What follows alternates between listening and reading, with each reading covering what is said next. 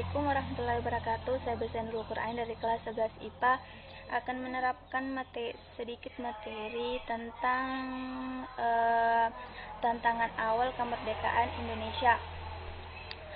Proklamasi kemerdekaan pada tanggal 17 Agustus 1945 bukan titik akhir perjuangan bangsa Indonesia untuk melepaskan diri dari belenggu penjajahan Belanda yang telah ratusan tahun merasakan kekayaan negara Indonesia tidak mengakui adanya kemerdekaan Indonesia.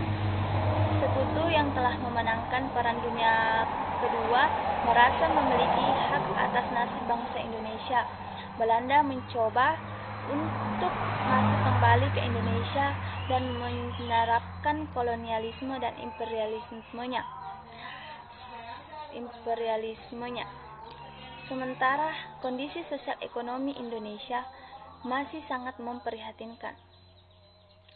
Perangkat-perangkat kenegaraan yang baru dibentuk Indonesia ibarat bayi yang baru lahir atau bayi yang masih dalam kandungan, masih mati. Berbagai upaya bangsa asing untuk menguasai kembali bangsa Indonesia ditentang dengan berbagai cara. Pertempuran heroik dengan korban ribuan jiwa, bahkan ratusan jiwa terjadi di berbagai daerah di Indonesia.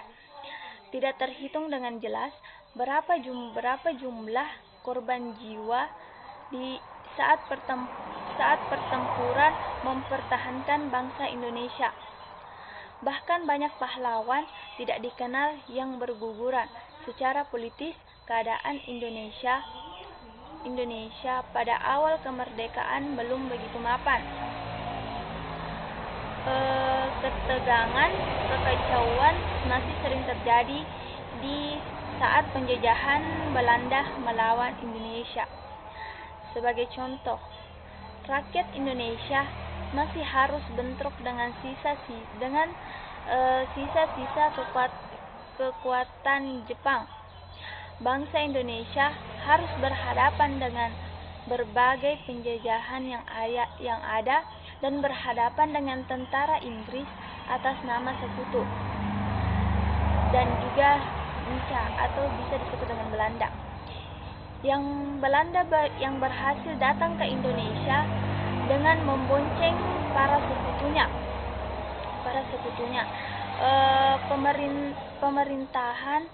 Pemerintahan memang bisa disebut dengan Belanda. Yang berhasil datang ke Indonesia dengan membonceng para sekutunya. Pemerintahan memang belum terbentuk di Indonesia. Beberapa alat kelengkapan negara yang sudah tersedia, tetapi karena baru awal kemerdekaan, tentu masih banyak kekurangan yang belum bisa dicapai oleh masyarakat Indonesia. Kemudian PPKI yang keanggotaannya sudah disempurnakan berhasil mengadakan sidang untuk mengesahkan Undang-Undang Dasar dan memilih presiden dan wakil presidennya. Bahkan untuk menjaga keamanan negara juga telah membentuk yang namanya TNI. Kemudian pada saat tantangan awal kemerdekaan Indonesia, kondisi perekonomian negara masih sangat memprihatinkan. Mengapa demikian? Karena pada saat itu mata rupiah Indonesia sangatlah rendah, sehingga terjadi inflasi yang cukup berat. Hal ini dipicu karena peradaban mata uang rupiah Jepang yang tak terkendali. Sementara nilai tukarnya sangat rendah, pemerintah Republik Indonesia sendiri tidak bisa melarang beredarnya mata uang tersebut. Mengingat Indonesia sendiri belum memiliki mata uang, sementara kas pemerintah kosong. Waktu itu berlaku tiga jenis mata uang, yaitu De Javaese Bank, uang pemerintahan Hindia Belanda dan mata uang rupiah Jepang.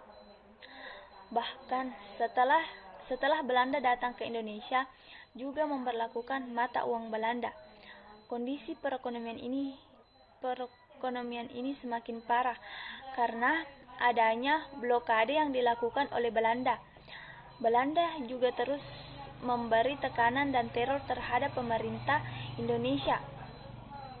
Inilah yang menyebabkan Jakarta semakin kacau, sehingga pada tanggal 14 Januari 1946, Ibu Kota Republik Indonesia pindah ke Yogyakarta pada 1 Oktober 1945 yang disebut ORI. Uang Belanda dinyatakan sebagai alat tukar yang tidak sah. Sementara dalam hal struktur kehidupan masyarakat mulai mengalami perbedaan, tidak ada lagi diskriminasi, semua memiliki hak dan kewajiban yang sama. Kemudian sementara dalam hal pendidikan, pemerintah mulai menyelenggarakan pendidikan yang diselarasakan dengan alam kemerdekaan. Dan kemudian Menteri Pendidikan dan Pengajaran juga sudah diangkat. Begitulah, mungkin itulah tadi materi tentang awal kemerdekaan Indonesia. Sekian dari saya. Assalamualaikum warahmatullahi wabarakatuh.